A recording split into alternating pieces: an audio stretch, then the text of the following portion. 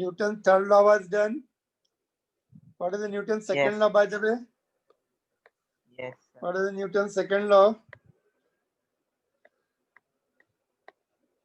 बोलो जल्दी से.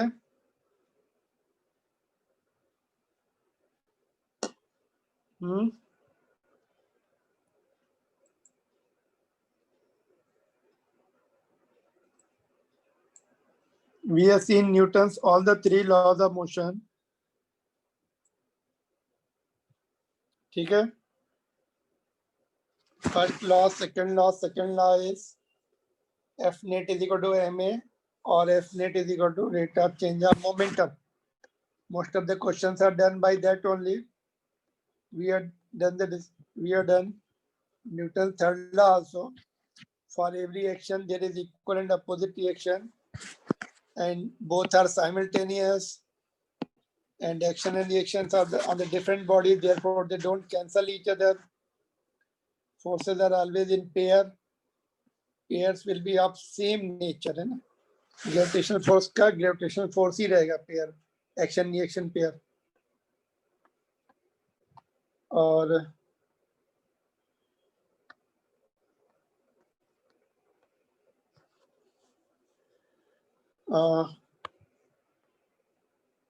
उसके अंदर मैंने फ्री बॉडी डायग्राम देखा था.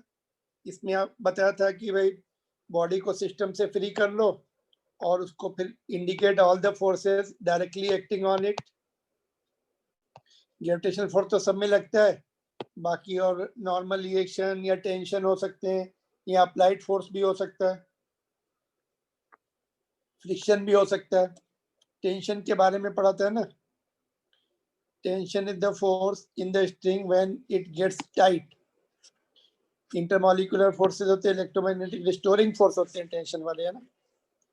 Always along the length and pulling tendency, always away from the tied end से दूर की तरफ होते हैं, खींचते हैं टाइड एंड को अपनी तरफ, because they are under the force. Elongation होता है उसमें, तो रिस्टोरिंग फोर्स डेवलप होते हैं दोनों तरफ से.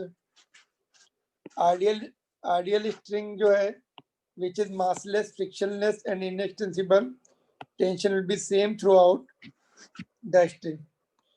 और इसमें हमने एक्स्ट्रा पॉइंट यहाँ पे भी देखो थोड़ा मेंशन किया था. A chord is often said to be massless, meaning is mass is negligible compared to the body's mass, and it is unstretchable. Chord then exists only as a connection between the two bodies. Connection है दो bodies के बीच में. It pulls on both the bodies with the same force of magnitude T. देखो यहाँ भी T है, यहाँ भी T है. दोनों बॉडीज को पुल कर रही है वो. या हैंड को भी पुल कर रही है, ब्लॉक को भी पुल कर रही है. ऑलराइट. इसका क्या क्वेश्चन होगा, इसका आंसर क्या होगा? Suspended body shown in the figure weighs 75 Newton.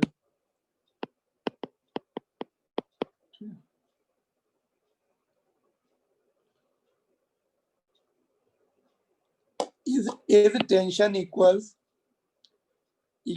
to or greater than or less than 75? ये जो टेंशन है 75 से कम है कि ज्यादा है कि इक्वल है? When the body moves upward, जब बॉडी ऊपर जा रही, at constant speed, increasing speed, decreasing speed. बोलो.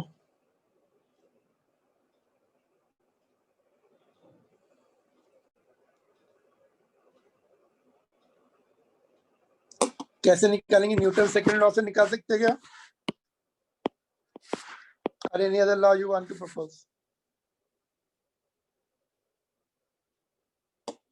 बोलो. न्यूटन सेकंड लॉ लगा दो. ये mg ऊपर टेंशन, सपोज हमने ऊपर का एक्सेलरेशन ये ले लिया, F net is equal to ma, तो एक्सीलरेशन की डायरेक्शन वाला फोर्स पहले लिखते हैं न्यूटन सेकंड लॉ में, तो T minus mg is equal to mass into acceleration, T is equal to mg plus a,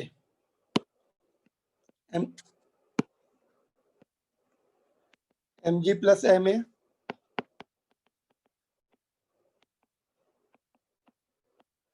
Tmg plus a।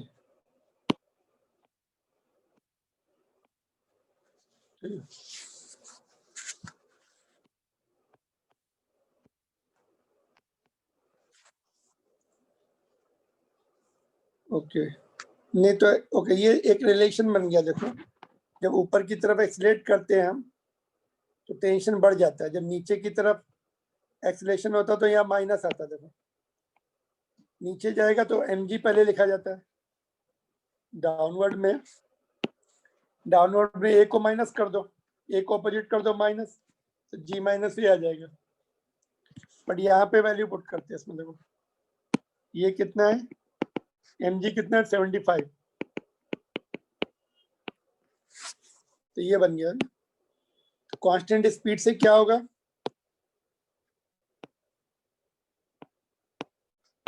At constant speed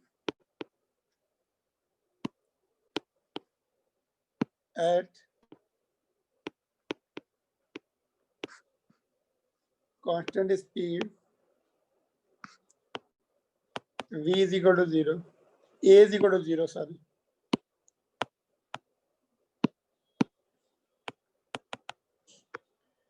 ये term पूरा 0 हो जाएगा, t will be 75, ठीक है। और इंक्रीजिंग स्पीड है तो प्लस ए रहेगा,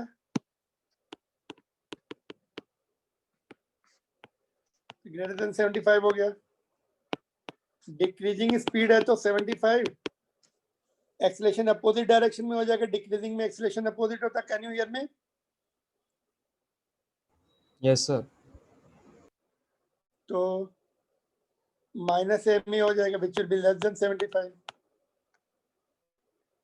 तीनों के आंसर आ गया। देखो एक में इक्वल है, एक में ग्रेटर है, एक में लेस है।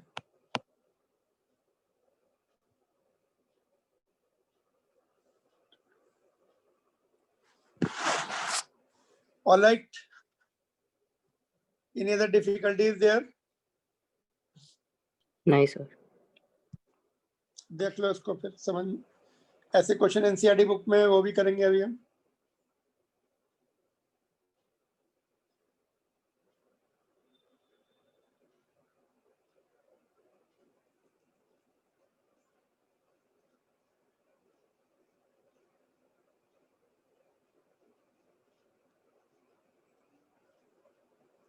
All right.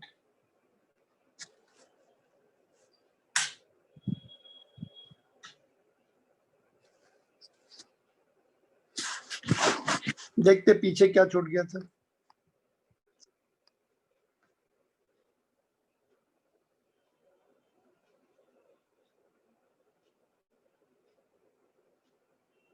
ये भी देखो वैसे ही है, वो टेंशन का था, ये नॉर्मल रिएक्शन भी पढ़ा था हम लोगों ने। देखो यहाँ पर नॉर्मल रिएक्शन के बारे में पढ़ा था। अभी नॉर्मल रिएक्शन का क्वेश्चन देख लेते हैं। अभी पिछली बार इसमें डायग्राम नहीं था इसलिए मैंने छोड़ दिया था, अभी डायग्राम मैंने कॉपी किया।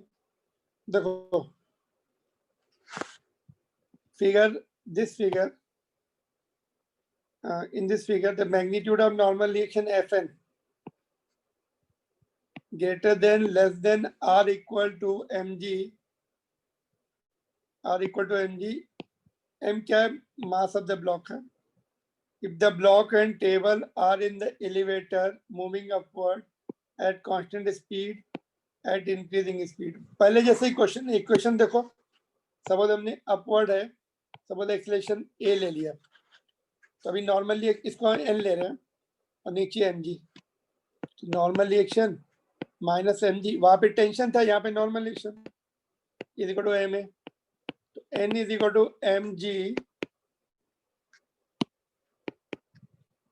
mg प्लस ma तो इसको हम ऐसे लिख सकते हैं एम जी प्लस ए।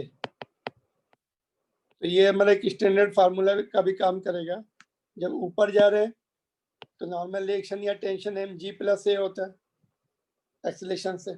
जब नीचे जा रहे हैं तो एक्सेलेरेशन को पलट दो, माइनस कर दो, एम जी माइनस ए हो जाएगा। ठीक है, क्योंकि इक्वेशन क्या बनेगी, इक्वेशन जो बनेगी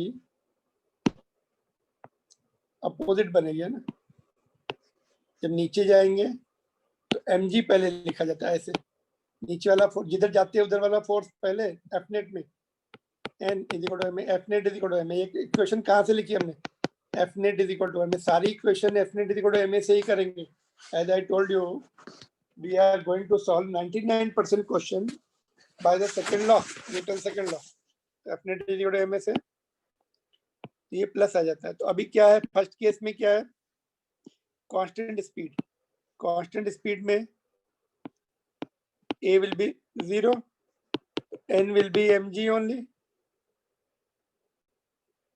और b में तो क्या आएगा, ये इक्वल, देयरफॉर इक्वल हो गया। और सेकंड केस में इंक्रीजिंग स्पीड, तो a पॉजिटिव रहेगा, n is equal to m g plus a, तो ग्रेटर हो गया ये, ग्रेटर देन वेट।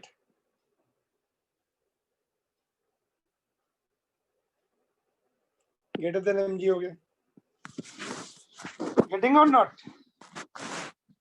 जब हम लोग लिफ्ट में रहते हैं ना, लिफ्ट जब ऊपर एक्सीलरेट होती है तो हमारा वेट जो है थोड़ी देर के लिए बढ़ता है, फिर कांस्टेंट स्पीड हो जाती है तो कांस्टेंट हो जाता है, फिर जितना है उतना। वेइंग मशीन पे खड़े हो जाओ, सपोज यहाँ पे वेइंग मशीन है, लिफ्ट में खड़े हो जाओ, जिस समय लिफ्ट ऊपर जाती है तो वेइंग मशीन थोड़ा ज्यादा दिखाएगी, फिर कांस्टेंट स्पीड हो जाती है तो कम दिखाती, फिर जब रुकती है तो एक्सेलेरेशन माइनस हो जाता है और कम दिखाएगी, फिर कांस्टेंट स्पीड से सेम दिखाएगी एम के बराबर। जब रुकने जाएगी तो एम से थोड़ा कम हो जाता है। तो वेइंग मशीन हमारी नॉर्मल रिएक्शन दिखाती है, हमारे एक्शन का normal reaction. Are you getting it, all the points clear?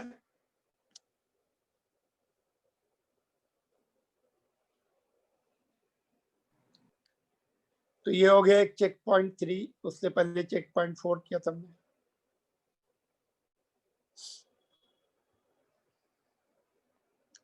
पीछे कुछ था,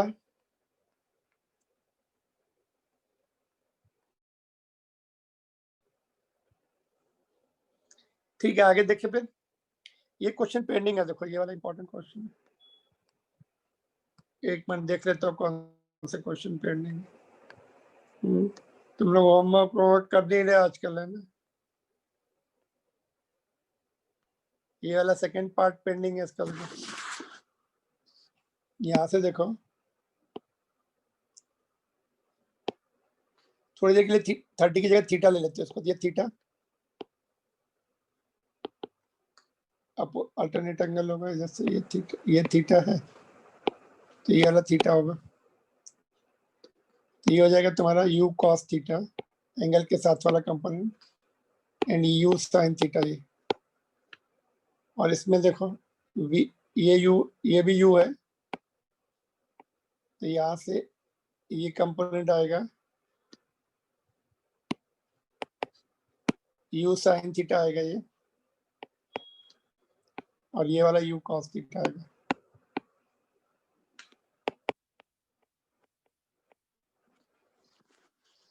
ये कंपोनेंट तो u sin थीटा है, बाद में भी u sin थीटा है, इसका मोमेंटम तो चेंज हुआ ही नहीं, तो इसका कोई इफेक्ट नहीं होगा। ये वाला पलट गया, देखो ये u cos थीटा इधर था, अब इधर हो गया, तो मैग्नीट्यूड सेकंड केस में impulse will be change of momentum v2 minus v1। कौन सा कंपोनेंट, cos थीटा वाला कंपोनेंट, साइन वाला no, sine theta component doesn't change, m u cos theta minus, अब ये वाली डायरेक्शन माइनस ले लो, कौन सी डायरेक्शन माइनस लेना है, इट्स अप टू यू। ये प्लस ले लो, इधर वाली माइनस ले लो, तो V2 माइनस हो रही, माइनस यू कॉस थीटा, और ये भी माइनस यू कॉस थीटा, तो 2mu cos theta is the impulse। यहाँ पे लिख दे साइन कंपोनेंट डजंट चेंज, तो चेंज नहीं होगा तो जीरो हो जाएगा इम्पल्स उसका। साइन कंपोनेंट रिमेन सेम, तो उसका इम्पल्स जीरो होगा। पूछा क्या, देखते हैं। The ratio of the magnitude of impulse imparted to the ball by the ball, तो यही इम्पल्स हो गया, डायरेक्शन ऑफ फोर्स। ओके, देखो एक एक करके समझते हैं इसको।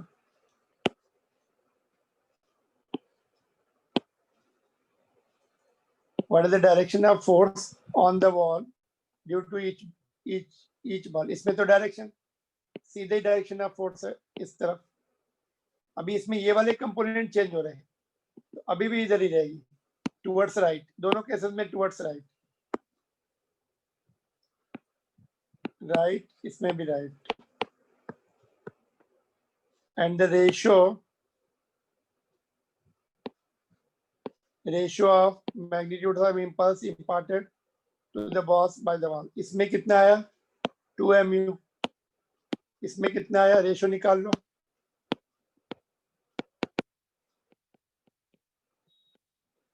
नीचे कितना आया 2mu cos theta, तो 1 upon cos theta। Let's see the answer. अच्छा, एंगल भी दिया है ना, तो ऑन द वॉल, देखो on the wall is normal to the wall in both cases, normal to लिख लो, और ये आंसर 2/√3 1.2, राइट की जगह नॉर्मल टू द वॉल है ना, नॉर्मल टू वॉल, इसमें भी नॉर्मल टू वॉल, तो 30 डिग्री दिया था एंगल, तो cos 30 इज √3/2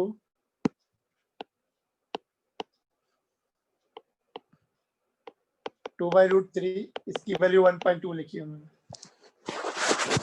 ऑलराइट, तुम लोग हो लाइन पर कि नहीं बताओ? हाँ सर। सर है सर। ओके, तो देखो इसको एंगल कहाँ से लिए गए, ये जो जनरल फार्मूला है ना, ये बहुत इंपॉर्टेंट है। देखो this is important formula. Impulse is also equal to change of momentum, change of momentum से निकाला हमने, तो ये जनरल फार्मूला हो गया, डेरिवेशन नहीं करना बार बार। देखो ये सभी केसेस को कवर कर, फर्स्ट केस को भी कवर करेगा। देखो फर्स्ट केस में क्या, अच्छा थीटा जो है एंगल विद द नॉर्मल है, देखो ये हमने थीटा लिया नॉर्मल के साथ, जब हमने नॉर्मल फेंका तो थीटा 0 हो जाएगा, तो यहाँ पे cos थीटा 0 कर दो, तो cos 0 1 हो गया, 1 हो गया तो 2mu, तो ये आ गया कि नहीं, देखो प्रीवियस केस वाला आ गया नहीं, जब नॉर्मल फेंकते तो 2mu आता, तो नॉर्मल में थीटा 0 होता, theta as the angle from normal, यहाँ पे मैं लिख देता हूँ थीटा एंगल फ्रॉम नॉर्मल, ये जनरल फार्मूला हो जाता है। अगर सेम स्पीड से बाउंस बैक है, सेम स्पीड से बाउंस बैक नहीं है, तो यहाँ पर कॉस कंपोनेंट जो भी स्पीड होगी, और यहाँ पर भी कॉस कंपोनेंट जो भी इंसिडेंट स्पीड होगी। कभी कभी कंफ्यूज करने के लिए एंगल यहाँ से देते हैं, तो 90 माइनस थीटा कर लेना उसको, यहाँ भी 90 माइनस थीटा, तो साइन थीटा हो जाएगा।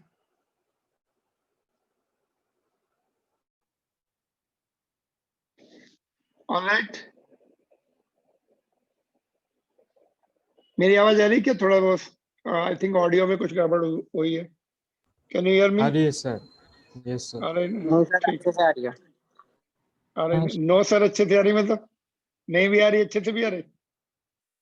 यस सर अच्छे से आ रही है, ऐसे बोला। अच्छे से आ रही है। ओके ठीक है, this is important question, competition में भी आता है। यहाँ से हम और इसको फोर्स भी बोल सकते हैं, ऐसा बोल सकते हैं कि अगर अगर कांटेक्ट जो है से 0.1 सेकंड तक रहा तो बॉल ने कितना फोर्स लगाया बॉल के ऊपर। टाइम जो है 0.1 सेकंड तक कांटेक्ट में रहा, 0.1 second, how much force was applied by the ball. तो इंपल्स का दूसरा फार्मूला क्या होता है, एफ इंटू टी भी होता है, एफ इंटू डेल्टा टी। तो डेल्टा टी अगर हाँ दे दिया है तो वो 0.1 सेकंड दे दिया, 0.1 सेकंड नीचे आ जाएगा इधर, तो फोर्स भी मिल जाएगा हमें।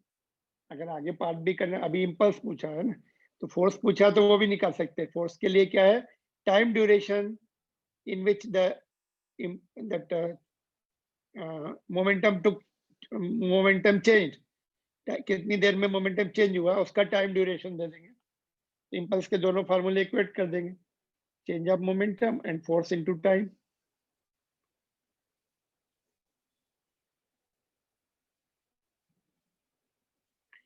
So this is important question. Let's see other two important questions क्या है। ये भी देखो, सेकंड पार्ट मैंने बोला था इंपॉर्टेंट है, घर में करना। Could you do it second part? Second part तो करा ही दिया था मैंने, सेकंड का एक पार्ट करा दिया था। T = 4 पे निकालना था, यहाँ पर इम्पल्स निकालनी है। तो वही logic, at T = 4 impulse is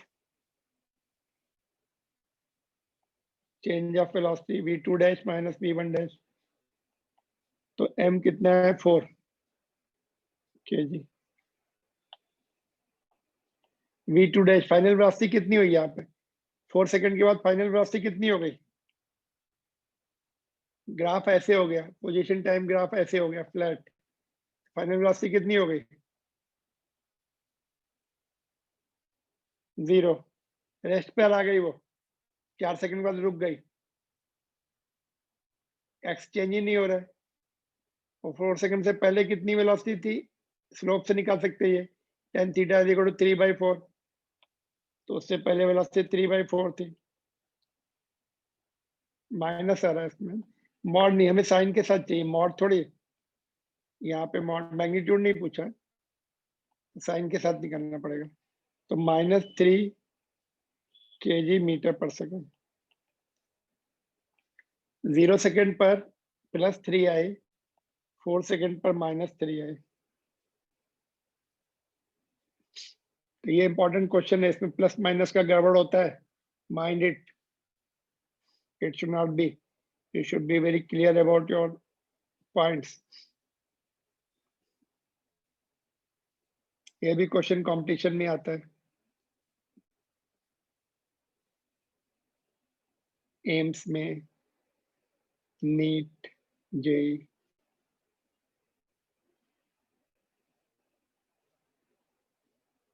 यहाँ पे देखो वेलोसिटी निकाली थी हमने यहाँ पर,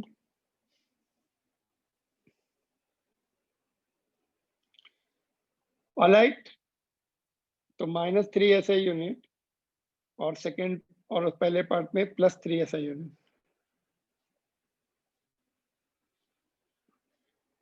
देखो ये वाला क्वेश्चन, ये तो मैंने बोला था अपने आप करने के लिए, ठीक है। ये 18 फिर से ट्राई करो, अगर नहीं हुआ तो फिर से ट्राई करो, नेक्स्ट क्लास में देखेंगे।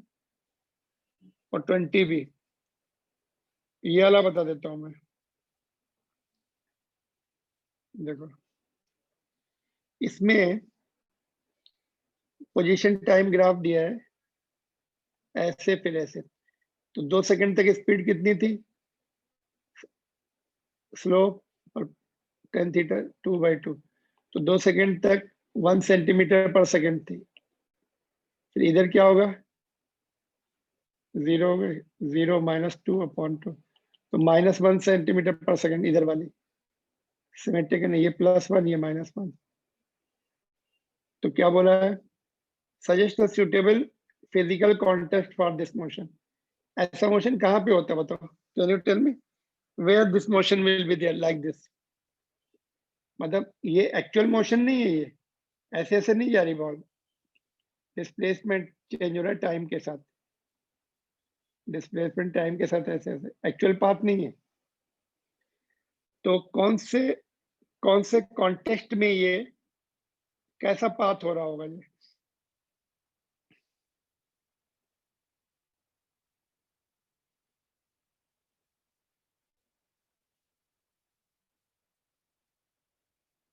Sir non uniform. Non uniform कहाँ पर? कोई एग्जांपल दो। Can you perform this motion? ऐसा कुछ करा सकते? देखो, हाँ सर, ओरिजिन से स्टार्ट करा, फिर एक्सेलरेट करा, फिर एक्सीलरेट रिटार्डेशन क्या? तो अच्छा, एक्सीलरेट भी कर रहे हैं क्या? एक्सीलरेट कहाँ से करना पड़ेगा? कहाँ से एक्सीलरेट करें? कांस्टेंट स्पीड है ना ये, अच्छा कांस्टेंट वेलोसिटी है। फिर इधर भी कांस्टेंट है, बट डायरेक्शन चेंज हो गई। तो तुमने क्या किया, एक बॉल को ऐसे किया ग्राउंड में, तो फिर वो वापस आ गई ऐसे ऐसे। तो हिटिंग द हॉरिजेंटल उसमें, going and hitting and bouncing back with the same speed. ठीक है, तो क्या निकलना है? Magnitude of each impulse, magnitude v2 minus v1। तो मास कितना है? 0.04। स्पीड देखो, ये पॉजिटिव है इधर की 2 सेंटीमीटर पर सेकेंड, और ये वाली माइनस है, तो -2 सेंटीमीटर, 2 इंटू 10⁻²। और ये वाली पॉजिटिव है, तो वो एज इट इज रहेगी।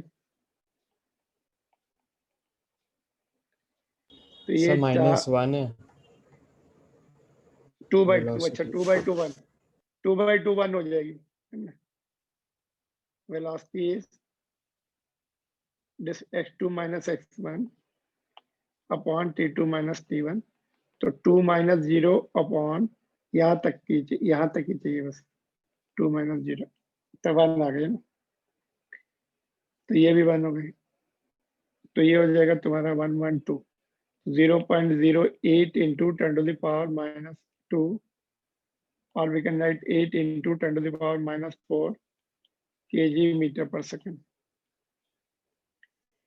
तो ये भी क्वेश्चन नीट एंड एम्स में आ चुका है ऐसा question.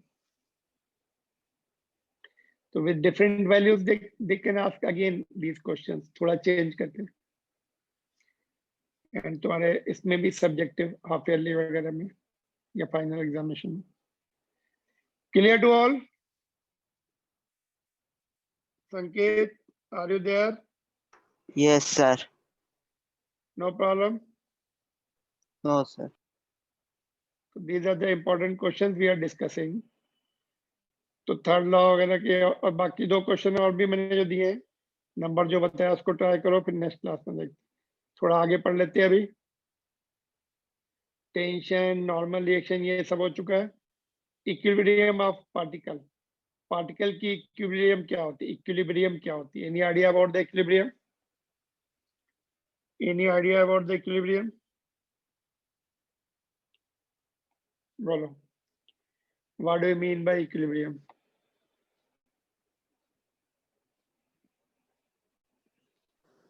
Sir equal Parti- amount of on particle, equal amount of, mass equal particle amount का। Of mass?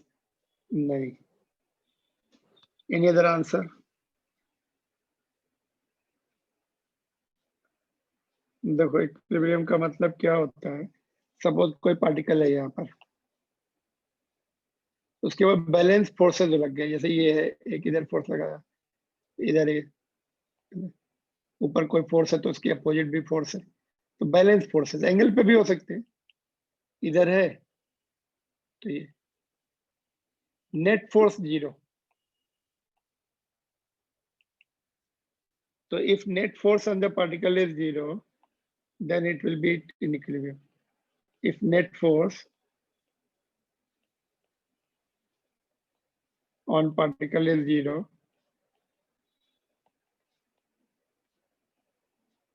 then it is said to be in equilibrium.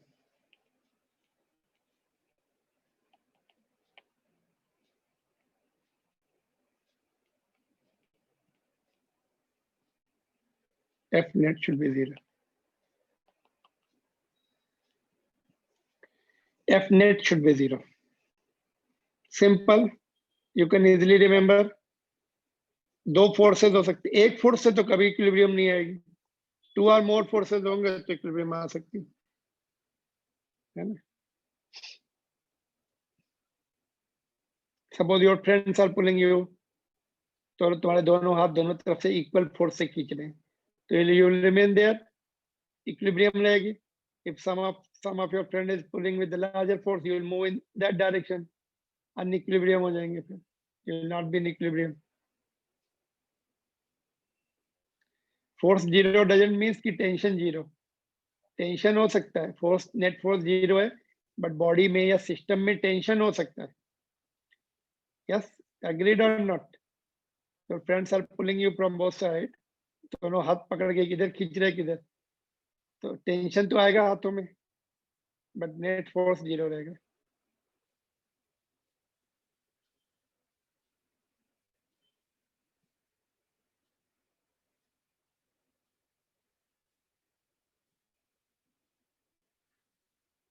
ठीक है.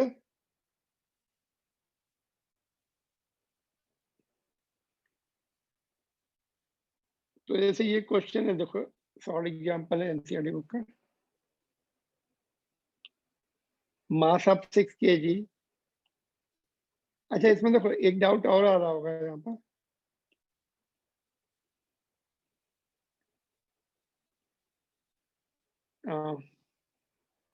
तो बॉडी क्या रेस्ट पर रहेगी कि मूव करेगी?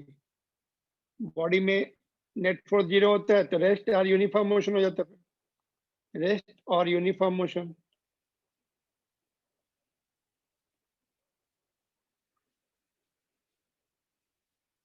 ठीक है, क्लियर?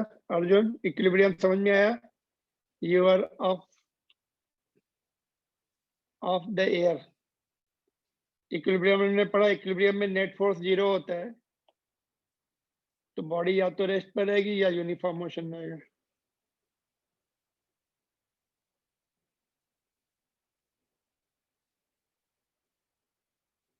ठीक है. तो और जब हम आगे पढ़ेंगे 2 चैप्टर के बाद रोटेशनल मोशन, तो उसमें टॉर्क भी 0 होना चाहिए. कंप्लीट इक्विलिब्रियम में मतलब अभी हम लोग क्या रोटेशनल मोशन के बारे में डिस्कस ही नहीं कर रहे. फॉरवर्ड मोशन या बैकवर्ड मोशन या ट्रांसलेशन मोशन बोलते हैं उसको, जब स्ट्रेट लाइन में जा रहे हैं तो ट्रांसलेशन मोशन. तो ट्रांसलेशनल इक्विलिब्रियम है ये, but I don't want to confuse you. Translation rotation, rotation जब पढ़ेंगे तो इक्विलिब्रियम की एक और कंडीशन आ जाती है इसमें. फिलहाल तो यही सफिशिएंट है कि नेट फोर्स 0 है और बॉडी या तो रेस्ट पे रहेगी या यूनिफॉर्म मोशन से. बट रोटेशन वाला पॉइंट्स भी हाफ हमने छोड़ा, अभी हमने वो डिस्कस नहीं किया है, तो that point is also hidden in this but not now. Torque भी 0 होता है उसमें, बट रोटेशन का कांसेप्ट है ही नहीं यहाँ पे, रोटेशन के चांसेस है नहीं, तो we don't want to discuss that. तो देखो ये क्वेश्चन ये है, मास ऑफ 6 kg, ये वाला 6 kg, 6 kg जी से मल्टीप्लाई करेंगे तो 60 न्यूटन हो जाता है. Is suspended by the rope of length 2 metre from the ceiling, यहाँ से सीलिंग से. Force of 50 newton is applied on the horizontal direction at midway at point P. What is the angle the rope makes with the vertical? ये angle निकालना है हमें. ये same बात है, वर्टिकल इधर से लो या इधर से लो एक ही बात है, दोनों तरफ से सेम एंगल आएगा. What is the, can you see, ये एंगल वर्टिकल से, तो व्हाट इज द एंगल निकालना है. और क्या निकालना है? In equilibrium. जिस समय इक्विलिब्रियम मतलब रेस्ट पर, सिस्टम रेस्ट पर आ जाता है. यहाँ पर system is at rest taking G10, neglecting the mass of the rope. Mass इसका नहीं लेना, रोप का मास. तो how to do this question? तो नेट फोर्स 0 है, तो नेट फोर्स यहाँ पर इस तरह की सिचुएशन में हम क्या करते हैं, net horizontal force, net leftward force is equal to net net left force is equal to net right force, net up force is equal to net down force, ऐसे करेंगे। F net is equal to M ही होता है, चलो ऐसे कर लो horizontal direction में। अच्छा यहाँ पे थोड़ा सा और हमें रिजॉल्व करने पड़ेंगे, हॉरिजॉन्टल एंड वर्टिकल डायरेक्शन में फोर्सेस को रिजॉल्व कर लेते। देखो ये टेंशन T1 है, ओके एक मिनट रुक जाओ। फॉर ब्लॉक एक एक करके उसको सिंप्लीफाई करते जाते। ब्लॉक का देखो फ्री बॉडी डायग्राम हम नहीं बना रहे, यहीं पे देख रहे हैं। देखो we are not making free body diagram, यहीं पे इसी डायग्राम की हेल्प ले रहे हैं। तो नीचे 60 न्यूटन, ऊपर टेंशन T2, तो दोनों इक्वल होंगे तभी तो इक्विलिब्रियम होगा। तो T2 will be 60। System equilibrium में दिया है, इक्विलिब्रियम की कंडीशन चेक करनी है। इक्विलिब्रियम में दिया है तो उसका फायदा उठाना है, हमें ज्यादा कॉम्प्लिकेट नहीं करना। नेट फोर्स 0 हो गया इस ब्लॉक के ऊपर, नीचे 60 ऊपर T2। टेंशन में थ्रू आउट सेम, देखो ये T2 लिखा है ना, और टेंशन की कैसी नेचर होती है, पुलिंग नेचर, टाइड एंड को अपनी तरफ खींचती। तो T2 इधर भी, T2 इधर भी, तो T2 60 मिल गया हमें बिना किसी मच प्रॉब्लम। अभी लेकिन हमें एंगल चाहिए है ना, तभी इस यहाँ पे आ जाते हैं। ये T1 है ना, इसका ये कंपोनेंट कितना आएगा, ऊपर की तरफ कितना कंपोनेंट आएगा, एंगल के साथ का कंपोनेंट क्या आता है, cos थीटा। और ये कंपोनेंट किधर आएगा, कितना आएगा, T1 sin थीटा। तो अभी T1 sin थीटा 50 के बराबर होनी चाहिए, तभी ये हॉरिजॉन्टल इक्विलिब्रियम रहेगी इस पॉइंट P की। पॉइंट P की वर्टिकल इक्विलिब्रियम कैसे रहेगी, T2 should be equal to T1 cos theta. तो बस these are the 2 points you have to remember।